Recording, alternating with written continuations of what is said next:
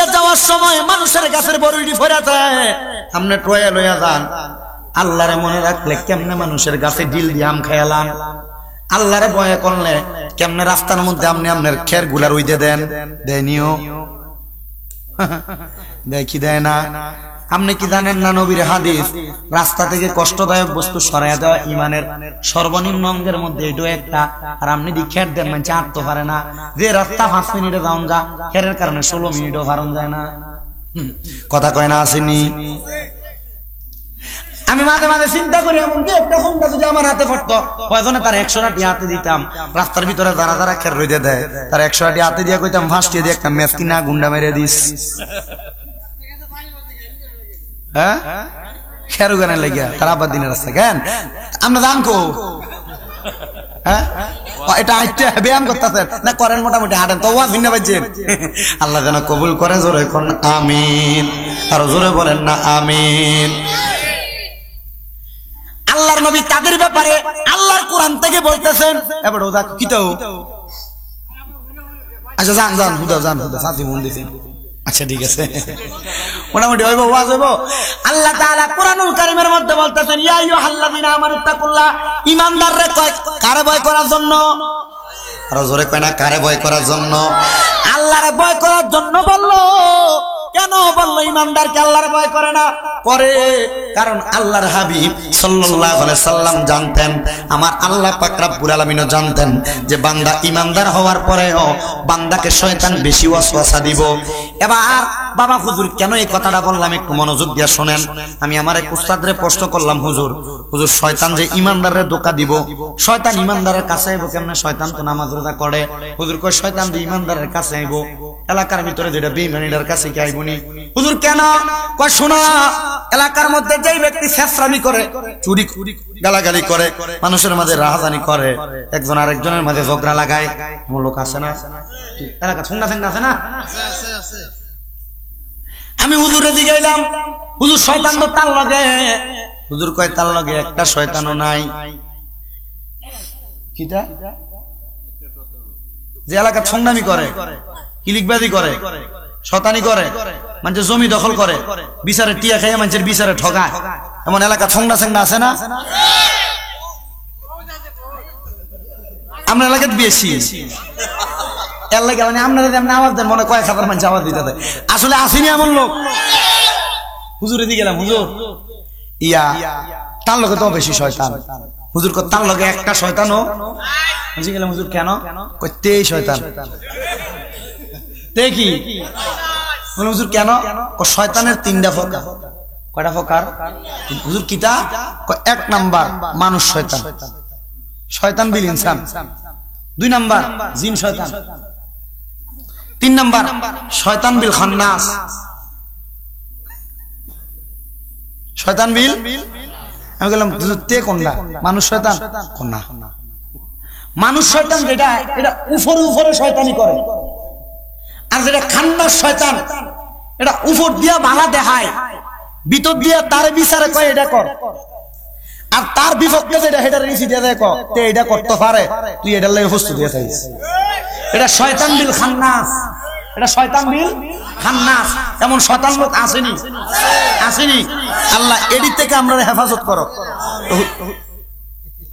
আমি হুজুরে দিয়ে গেলাম, হুজুর তো হুজুর শয়তানের কাম কি? শয়তান কি করে?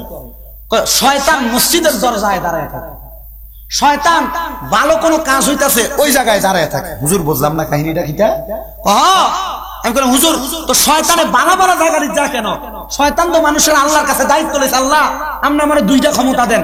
1 নাম্বার কিয়ামতের আগ পর্যন্ত আমার হায়াত। আপনি মুখ ঘোরা দিতেছেন, সাবধান। হোটেল জানা যায় দিচ্ছেন, বেচা কিনা ভালো হইব।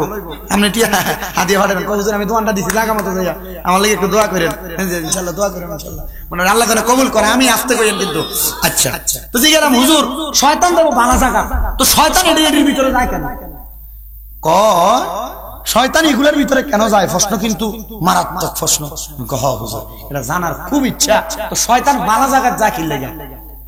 তো হুজুর আমার এই সময় উত্তর দিছে, মসজিদের সামনে যায়, বালা বালা কামের জায়গায় যায়, হুজুর এই জায়গা যায় কেন?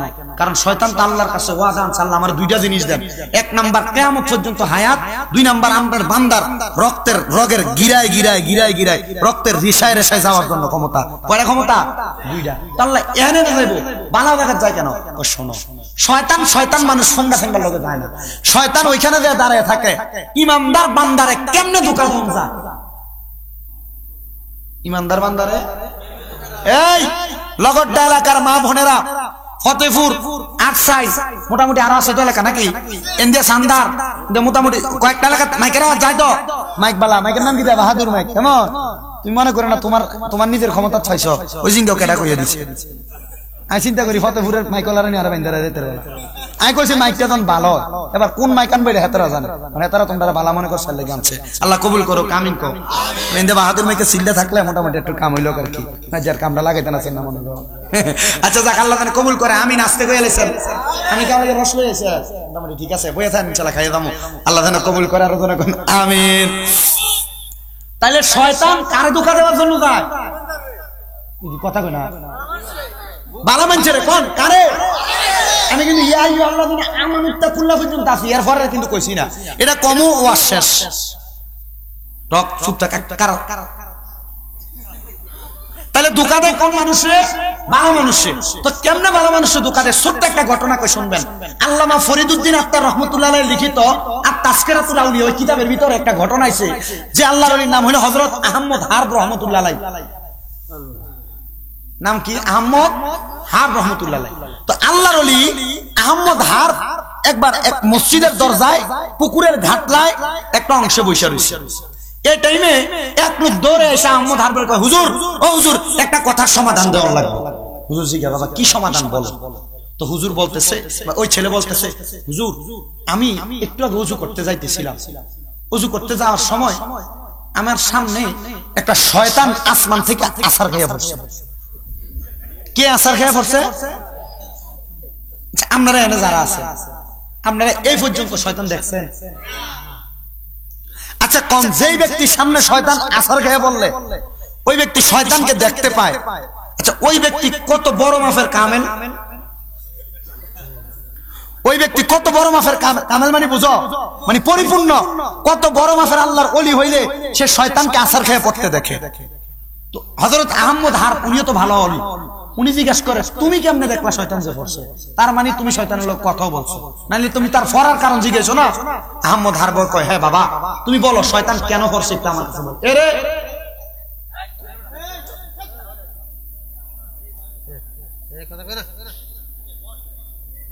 কথাটা শেষ মতো কইতাম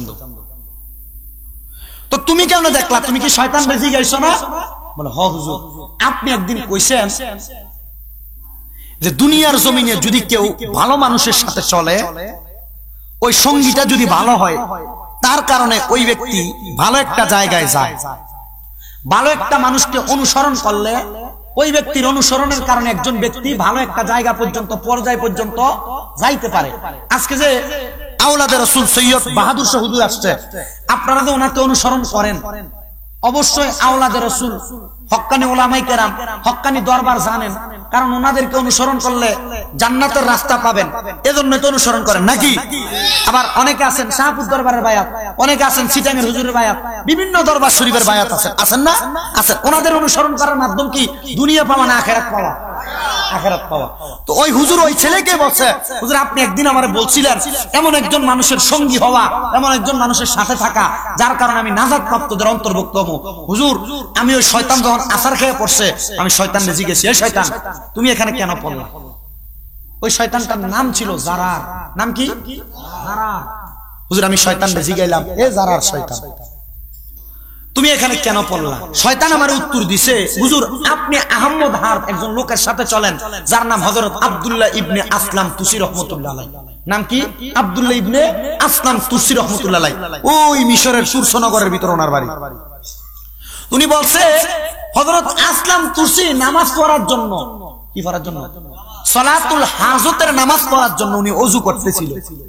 ওযু করার পর ওই শয়তান যায় আসলাম তুসির ঘাড়ের মধ্যে বসে। কই যায় বসে? ঘাড়ের ভিতরে বসে। আসলাম তুসির একটা ইবাদত ছিল, ওই ইবাদতটা হইল উনি যখনই ওযু করতেন, ওযু করে ওনার শাহাদাত আঙ্গুলটা আসমানের দিকে তুইলা উনি উপরের দিকে তাকাইয়া কালেমা শাহাদাত পড়তেন। পড়েন না? কি পড়তো? কালেমা শাহাদাত পড়তো। তো আসলাম তুসি রাহমাতুল্লাহ আলাইহি ওই দিনও কালেমা শাহাদাত পড়া দেখবেন গায়ে পানি পড়লে অন শীতকালে এটা বেশি হয়। আপনার স্যাবডা খেয়ে ওঠে না এমন? আসলাম তুসি সামান্য শুধু শরীরে একটা স্যাবডা খেয়ে উঠছে, শরীরে একটা জিলকানি দিছে, কাঁপুনি দিছে। শয়তান আমারে কইছে উনি ওযু কইরা কালেমা শাহাদাত করার পরে শরীরে যে কাঁপুনিটা আসছে ওই কাঁপুনিটার কারণে আমি তার ঘাট থেকে আসমান দিয়ে উইরা তোমার সামনে এসেছি।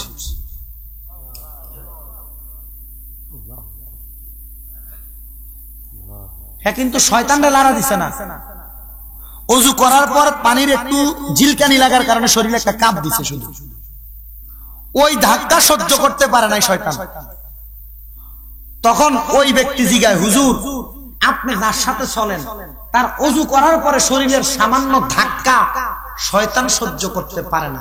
হুজুর ওনার ইমানি পাওয়ার আর চেতনাটা কত যে আপনি তারে অনুসরণ করতেছেন, আপনি কি আমারে বলবেন?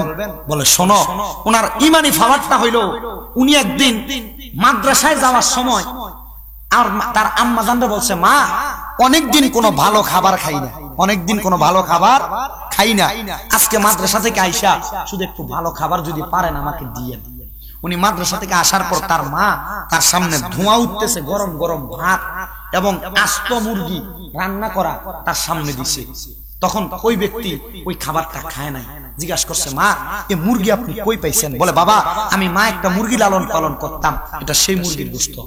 হযরত আসলাম তুসি যার শুধু ওযুর পরে শরীরে লাড়ার কারণে শয়তান আসার খেয়ে পড়ছে, উনি বলছে, শোনো এই মুরগি হইলো আমি মা যেটা লালন পালন করতাম ওই মুরগিটা। উনি উত্তর দিছে, মা মাদ্রাসায় যাওয়ার সময় দেখছি আমাদের পাশের বাড়িতে একজন লোক, একজন ব্যক্তি কিছু সরিষা রোদে দিয়েছিল, ওই সরিষা থেকে মুরগি মালিকের কোনো অনুমতি ছাড়া সরিষা খাইছিল না, এই মুরগির গোশত আমি খাইতে পারবো না। হ্যাঁ, এই মুরগির গোশত আমি খাইতে, আপনি কি বোঝেন? যেই ব্যক্তি একটা মুরগি মানুষের সম্পদ থেকে বিন্দু পরিমাণ খাওয়ার কারণে ওই মুরগির গোশত খাবে না, আচ্ছা ওই ব্যক্তির তাকওয়াটা কেমন? ওই ব্যক্তির আল্লাহর ভয়টা কেমন? আল্লাহ ওই মুমিনদেরকে বলছে আল্লাহরে ভয় করো, আপনার মতো আমার মতো মুমিনকে বলে নাই। কারণ আমরা আপনারা পরিপূর্ণ মুমিন নয়, আমরা আপনারা পরিপূর্ণ মুমিন নয়। আপনি আপনার নিজের বিবেককে প্রশ্ন করেন আপনি পরিপূর্ণ মুমিন কিনা। যদি আপনি পরিপূর্ণ মুমিন হন, আমি এখন এখানে দেখাই দিব আপনার মাঝে মুমিনের এই এই খাসলত নাই। মুমিনের খাসলত জান্নাতি খাসলত।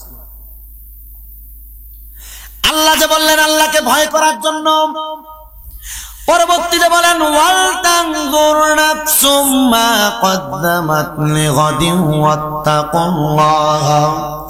আল্লাহ বললেন তোমাদের তাকানো উচিত, তোমাদের নজর করে দেখা উচিত, নাফসুম মা কদ্দামাত লিগাদ, তোমাদের পূর্ববর্তীদের দিকে যাদেরকে আগে প্রেরণ করা হয়েছে। ওয়াত্তাকুল্লাহ, তোমরা আল্লাহকে ভয় করো।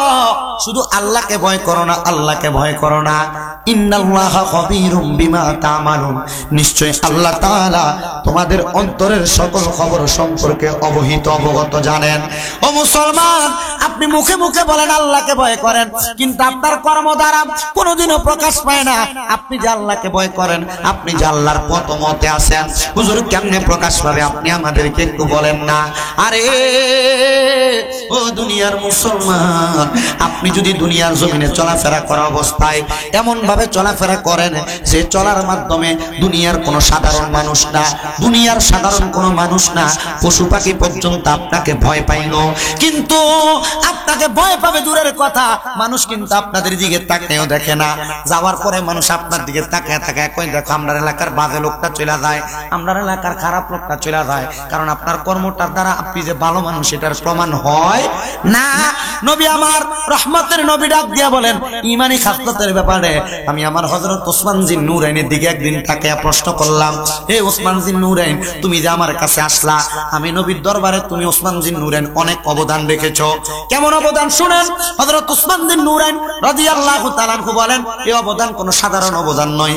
আল্লাহর হাবিব সাল্লাল্লাহু আলাইহি ওয়াসাল্লাম নবী যুদ্ধের ময়দানে চলে যাবে, নবী আমার জিজ্ঞাসা করেছে, আমি নবী তিন জায়গা থেকে মানুষের কাছে তিনটা জিনিস চাইবো, তোমরা আমি নবীকে কি কি দিয়া সহযোগিতা করবা? নবী আমার বলে, আমি সর্বপ্রথম আমার ডান থেকে শুরু করলাম, কে দিবা? আমি নবী রহমাতুল লিল আলামিন নবী যুদ্ধে যাওয়ার জন্য কিছু সামান দিবা। হযরত ওসমান আল্লাহর হাবিবের সামনে হাতটা বাড়ায়া বলে, ইয়া রাসূলুল্লাহ, আমি দিব 100টা উট আপনি নবীর জন্য আমি হাওলা করে দিলাম। নবী আমার বাম দিকে প্রশ্ন করলেন, কে দিবা? আমি নবী যুদ্ধের ময়দানে চলে যাব, আমার কাছে তোমরা কি কোনো কিছু দিতে পারো যুদ্ধে যাওয়ার জন্য? হযরত ওসমান জিন নূরাইন ডান দিক থেকে দৌড়ে বাম দিকে আসছেন, ইয়া রাসূলুল্লাহ, আমি দিয়ে দিব আরো 100টা উট, 200টা উট দিয়া দিছে। নবী আমার সামনে থেকে প্রশ্ন করে, ইয়া রাসূলুল্লাহ, নবী গো, ও মায়ার নবী, আপনি আর কি প্রশ্ন করবেন? 200 উট তো আপনার সাহাবী ওসমান দিয়া দিছে, আমরা তো 200 উট দেওয়ার মতো ক্ষমতা নাই, আমরা চাইলে একটা উট দিয়ে সহযোগিতা করতে পারবো, আমাদের ঘরের মধ্যে থেকে কিছু সামান দিয়ে পরীক্ষা করতে পারবো, দিতে পারবো। আমার নবী মাঝখান থেকে প্রশ্ন করে, তোমাদের মধ্য থেকে কে দিবা? ওসমান জিন নূরাইন বাম দিক থেকে সামনে মাঝ বরাবর চলে আসছে, ইয়া রাসূলুল্লাহ, আরো 100 উট দিয়ে দিব। আমার নবী জিজ্ঞাসা করি, ওসমান 300 উট তুমি দিলা? সাহাবায়ে কেরাম বলে, ইয়া রাসূলুল্লাহ, ওসমান জিন নূরাইন তো বারবার দিতেছে, আমাদেরকে তো দেওয়ার জন্য তিনি সুযোগ দিচ্ছেন না। নবী আমার বলে, যদি তোমরা ঈমানি খাসলত, ঈমানি চরিত্র দেখতে চাও, আমার ওসমানের দিকে তাকাও, আমার ওসমানের দিকে তাকাও, আমার ওসমানের দিকে তাকাও, কারণ আমার ওসমান ফি সাবিলিল্লাহ, আল্লাহর জন্য তার সকল কিছু কোরবান করে দিতে রাজি। ও মুসলমান, আপনার মাঝে তো ঈমানি খাসলত নাই। বলে, হুজুর কেন নাই? আর ঈমানি খাসলত যদি আপনার মাঝে থাকতো, আপনি সম্পদের জন্য বেশি চাওয়া লাগতো না, ইনকাম করার জন্য বেশি দৌড়ানো লাগতো না, ইনকাম নিজে নিজে আপনার কাছে আসতো, সম্পদের জন্য বেশি বাহানা করা লাগতো না, সম্পদ আপনার কাছে চলে আসতো। ও মুসলমান, নবীর উম্মতের দলেরা, ঈমানি খাসলতের আরেকটা উদাহরণ দেই। আল্লাহ পাক রব্বুল আলামিনের বলে বলি, হযরতে হাতেম ওসাম রাহমাতুল্লাহ আলাইহি জিনার বাড়ি, ওই যে হযরতে মালিক দিনার রাহমাতুল্লাহ আলাইহির বাড়ি যে জায়গায়, হাতেম ওসাম রাহমাতুল্লাহ আলাইহির বাড়িও ঠিক সেই জায়গায়। হযরত হাতেম ওসাম রাহমাতুল্লাহ আলাইহি বলেন, আমি একদিন রাস্তার সামনে দিয়ে চলে যাচ্ছি, যাওয়ার সময় দেখলাম আমার একজন মুরিদান, একজন ব্যক্তি তার দোকানের সামনে আটকে রাখছে। হাতেম ওসামের কাকে আটকে রাখছে? মুরিদানকে। হযরত হাতেম ওসামের কয়েকটা চরিত্রের কথা আমি আপনাদেরকে বলি, মনোযোগ দিয়ে শুনুন। হাতেম ওসাম রাহমাতুল্লাহ আলাইহির অনেকগুলা চরিত্রের মাঝে একটা চরিত্র হলো হযরত হাতেম ওসাম রাহমাতুল্লাহ আলাইহি বলছে, শোনো দুনিয়ার মানুষ, আমার একটা চরিত্র, হাতেম ওসামের চরিত্রের ব্যাপারে হযরত জুনায়েদ বাগদাদী রাহমাতুল্লাহ আলাইহি বর্ণনা দিচ্ছে। ওই জামানায় বড় বড় ওলি ছিলেন। জুনায়েদ বাগদাদী রাহমাতুল্লাহ আলাইহি বলেন, উনি এক নাম্বার নফসের কারিগর ছিলেন। কিসের কারিগর? নফসের কারিগর। বোঝেন? আপনারা যে গুনাহ করতেন ভিতর থেকে একটা ঠেলে, এটার নাম নফস। গুনাহ করার জন্য, ভালো কাজ করার জন্য মন মানসিকতার ভিতরে আরেকটা আইডিয়া দেয়, এটা একটা নফস। ভালো খারাপ কোনো কিছু না, নরমাল ভাবে থাকার জন্য আরেকটা ইশারা দেয়, এটাও একটা নফস, এটাও একটা নফস। জুনায়েদ বাগদাদী রাহমাতুল্লাহ আলাইহি বলছে, এক নাম্বার তিনি হলো নফসের কারিগর, দুই নাম্বার তিনি হচ্ছে ওই যুগের সিদ্দিক। ওই যুগের কি সিদ্দিক? আবু বকর সিদ্দিক রাদিয়াল্লাহু তাআলা আনহু ছিলেন, ওনার একটা সিদ্দিক উপাধি আছে। তো ওই যুগের সিদ্দিক ছিলেন হযরতে হাতেম আসম রাহমাতুল্লাহ আলাইহি। তিন নাম্বার ওনার আরেকটা খাসিয়ত ছিল, তিনি ছিলেন আবেদ। তিনি কি ছিলেন? আবেদ মানে বোঝেন? আবেদ হলো ইবাদত যখন মানুষ বেশি বেশি করে, 5 ওয়াক্ত নামাজ যারা পড়ে তারা মুসল্লি। তারা কি মুসল্লি? বেশি বেশি ইবাদত যারা করে তার প্রথম দরজার নাম হলো সালেহ। প্রথম দরজার নাম কি? সালেহ, নেক আমল করনেওয়ালা, বেশি বেশি ইবাদত করনেওয়ালা। দুই নাম্বার, বেশি বেশি ইবাদত করনেওয়ালার পরে যখন তার চাইতে বেশি ইবাদত করে তখন তার দরজা হয়ে যায় আবেদ। তার দরজা কি হয়? আবেদ। হযরত হাতেম আসম রাহমাতুল্লাহ আলাইহির আরেকটা খাসলত হলো তিনি ছিলেন একজন আবেদ।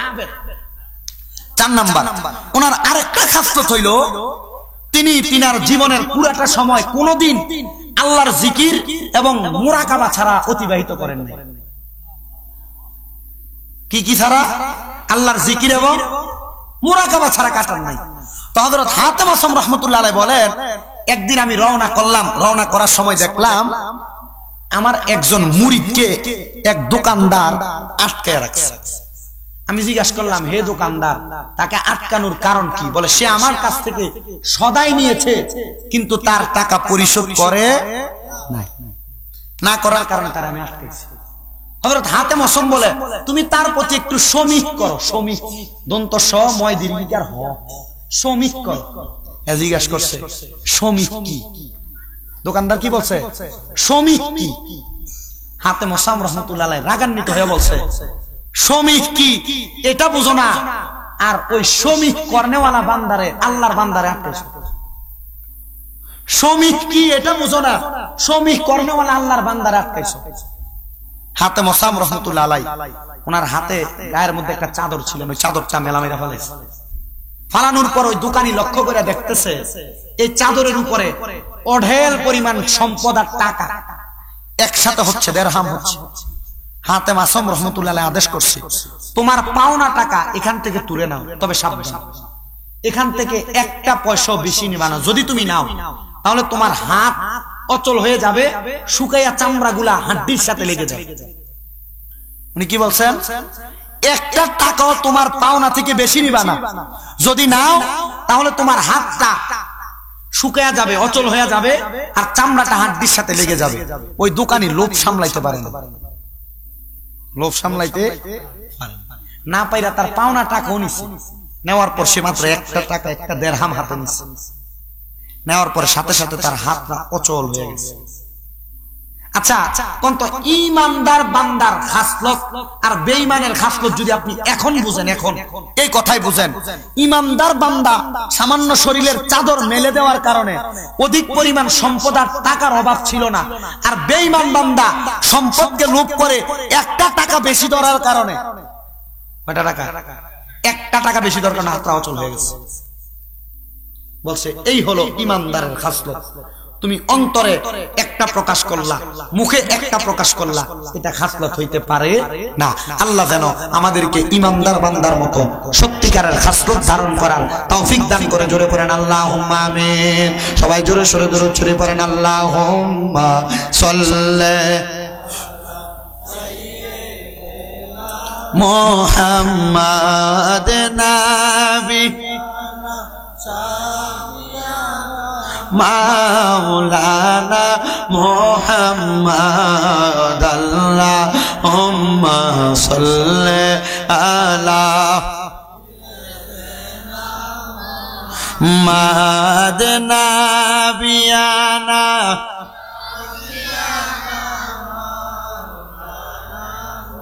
আমরা সবাই হাজির হইলাম মায়ার নবীর মাহফিলে, দয়া করে দেন গো দেখা নবী আপনার প্রিয় উম্মত রে। আল্লাহুম্মা সাল্লি আলা মাদ নাবিয়ানা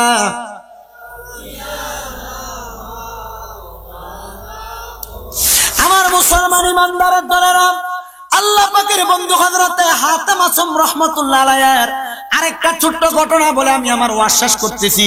মুনাজাত করে আপনারা বাড়িতে চলে যাবেন, কষ্ট নেবেন না। আল্লাহর ওলি হযরতে হাতেম ওসম রহমাতুল্লাহ আলাইহির চারটা গুণের কথা বলছি। কোন কয়টা গুণ?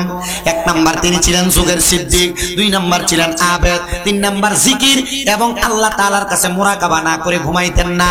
আর তিন নাম্বার, ইলম অর্জনের প্রতি, চার নাম্বার ইলম অর্জনের প্রতি ছিলেন তিনি বড় চাক্ষুষ। হযরতে হাতেম ওসম রহমাতুল্লাহ আলাইহির মুরিদের কোনো অভাব ছিল না, কিন্তু আমরা অনেকে মনে করি, আমরা মনে হয় দরবারে মুরিদ হইয়া বাচ্চা গেছি, কিন্তু ঠিক নেই। আমরা মনে করি বাহাদুর শাহ হুজুর কোন, শাহবুদ দরবার কোন, চিটাঙ্গের হুজুর কোন, বিভিন্ন হুজুর কেবলাদের কাছে আমরা বায়াত হয়ে আমরা মনে হয় বাইসা গেছি। না না না, শয়তান আপনার আরেকটু বেশি করে ধরে, কারণ ইমানদারদেরকে শয়তান ধরে বেশি করে। কথা কয় না? ঠিক কিনা বাবা? ও বন্ধু মনোযোগের সাথে শোনেন, এটার কি কয়? জিনা। কোন না কি কয়? জিনা। একজন মুসলমান অন্য মুসলমানের নামে গীবত করলে, পর পিছনে কথা বললে, আল্লাহর হাবিব বলে তার মায়ের সাথে 70 বার মেলামেশা করলে যেই গুনাহ, তার আমল নামায় ওই গুনাহ লেখা হয়। তা আপনারা তো চা দোকানে সবচেয়ে বেশি গুনাহ করেন। যদি না করতেন আমি স্টেজে উঠার লোক কইতো না হুজুর গীবতের ব্যাপারে ওয়াজ করে মোবাইলটা বাজে কাট দেখো না নালে হালাই দেন না মিরা বন্ধ করছ না সাউন্ডটা আমার নাকি এক করে দিছে ওইটা তো বন্ধ করতে হবে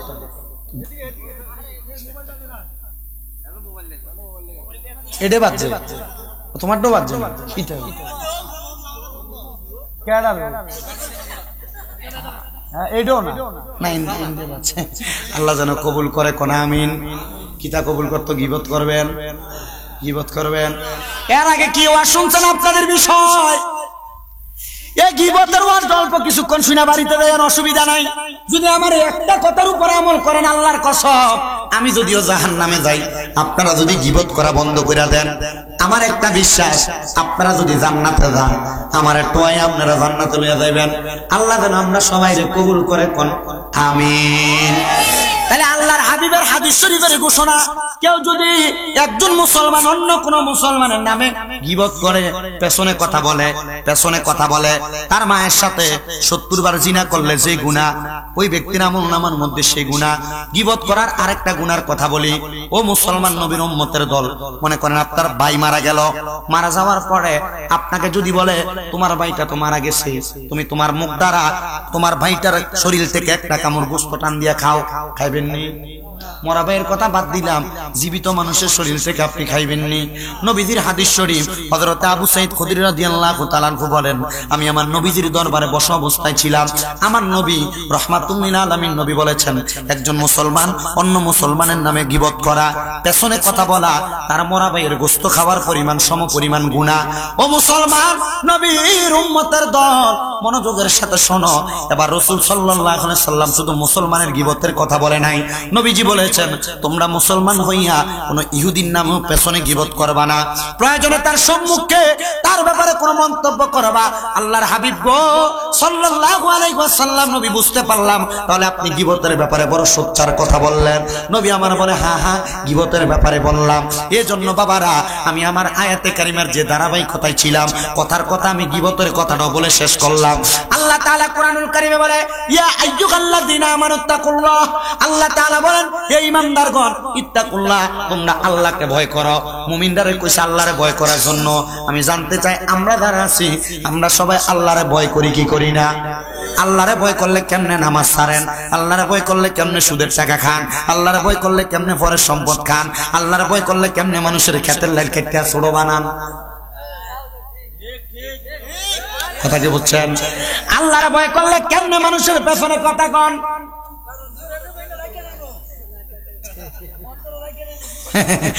আল্লাহর ভয় করলে কেমনে হাতেম আসম রাহমাতুল্লাহ আলাইহির একজন মুরিদ ছিলেন যার নাম ছিল হযরতে লাফাফ রাহমাতুল্লাহ আলাইহি উনি বলেন আমার নাম হামেদ লাফাফ রাহমাতুল্লাহ আলাইহি আমি হযরতে হাতেম আসম রাহমাতুল্লাহ আলাইহির কাছে বায়াত গ্রহণ করেছি করার পরে যেদিন থেকে আমি বায়াত নিছি এদিন থেকে শয়তান আমারে বেশি বেশি ওয়াসওয়াসা দেয় দেখবেন আপনি নামাজ পড়েন না আপনার শয়তান ঘুম লয়তো না ফজরের আগে ঘুম ভাঙিয়ে দেব আর যেদিন থেকে নামাজ ধরবেন এর পরের দিন থেকে ফজরের পরে ঘুমটা বেশি বেশি করে লাগেনি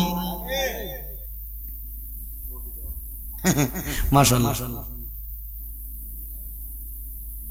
ঠিক আছে এটা যাইবো পরে উনি বলেন যেদিন থেকে আমি বায়াত নিয়েছি হযরত হাতেম আসম রাহমাতুল্লাহ আলাইহির কাছে ওই দিন থেকে শয়তান আমারে বেশি বেশি ধোঁকা দেয় তো হযরত হাতেম আসম রাহমাতুল্লাহ আলাইহি কয় হে হুজুর হে আমার ভক্ত হামেদ লাফাফ তুমি বলো তুমি শয়তানের ওয়াসওয়াসা থেকে বাঁচো কেমনে বলে আমি নামাজে যাওয়ার সময় শয়তান আমারে এক নাম্বার ধোঁকা দেয় এক নাম্বার ধোঁকা দিয়া শয়তান আমারে জিগায় এ আল্লাহর বান্দা তুমি যে মসজিদে চলে যাও তুমি খাইবা কি নামাজে যাওয়ার সময় শয়তানের ধোঁকা দেয় কি মসজিদে যাও খাইবা কি কামে না যাইবা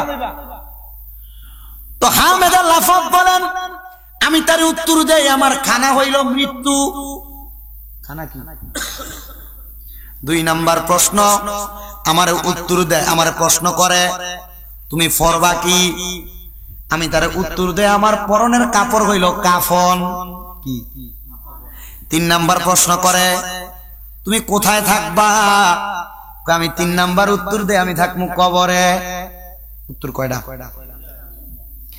জিজ্ঞাসা করলো এই তিনটা প্রশ্নের উত্তর দেওয়ার পর শয়তান তোমাকে কি বলে? বলে হুজুর আমার চোখের সামনে দিয়া আমি অনেক কিছু যাওয়া আসা করতে দেখেছি। আমি শুনেছি জিবরাইল আলাইহিস সালাতু ওয়াস সালাম চোখের পলক মারার আগে আসমান আল্লাহর লামকান থেকে দুনিয়াতে আগমন করে। হুজুর আমার মনে হয় এই তিনটা প্রশ্নের উত্তর দেওয়ার পরে শয়তান তার চাইতে আরো তাড়াতাড়ি আমার সামনে থেকে পালায়া যায়। জবান খুলে জোরে জোরে পড়েন আল্লাহু আকবার। এ মুসলমান নবীর উম্মতের দল, আপনি যদি শয়তানের প্রবঞ্চনা থেকে বাঁচতে চান, সম্পদের মায়ায় আবদ্ধ হয়ে গেছেন, টাকার মায়ায় আবদ্ধ হয়ে গেছেন, দুনিয়ার মায়ায় আবদ্ধ হয়ে গেছেন, আল্লাহর ওয়াস্তে একটু ওই আবদ্ধতা থেকে বের হয়ে দেখেন, একটু আবদ্ধতা থেকে বের হয়ে দেখেন, দেখবেন আপনি দুনিয়াতেও সফল কাম, আখিরাতেও সফল কাম। হুজুর কেন কেন কেন এমন কথা বললেন? আরে বাবা, সম্পদ তো সবারই কামাই করে। কারণ নামক ব্যক্তিও সম্পদ কামাই করছে, তার সম্পদ মাটির সাথে ধুলিস্যাৎ হয়ে গেছে। এই জান্নাতের বাগানে বসছেন, আল্লাহ তাআলার শুকরিয়া করেছেন, আল্লাহ তাআলার জিকির আজকার করেছেন, নবীজির দুরূদ শরীফ আদায় করেছেন, মুনাজাতের প্রারম্ভিকায় মুনাজাতের আগ মুহূর্তে ওই আল্লাহ পাক রব্বুল আলামিন আমাদেরকে যেই নবীর উম্মত বানায় পাঠাইছে ওই নবীকে একটু সালাতু সালাম দেন। ইয়া নবী সাল্লাল্লাহু